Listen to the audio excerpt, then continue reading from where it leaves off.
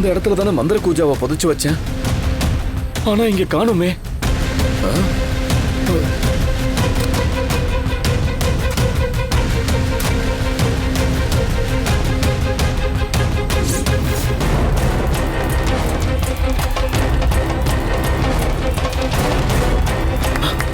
இங்க தானே புதைச்சு வச்சோம்.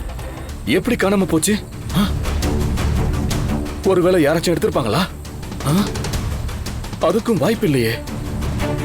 இங்க நான் புதைச்சு வச்சத யாருமே பார்க்கலையே. அப்புறம் எப்படி கூஜா காணாம போச்சு? மாயா வேற இந்த மந்திர கூஜாவை வச்சு ஏதோ வேலை ஆரம்பிச்சுட்டு தான் சொன்னாலே. ஒருவேளை கூஜா இல்லைன்னா காவேரியையும் என்னையும் காப்பாற்ற முடியாம போயிடுமா? இப்ப என்ன பண்றது? மாயா கேட்டா என்ன சொல்றது?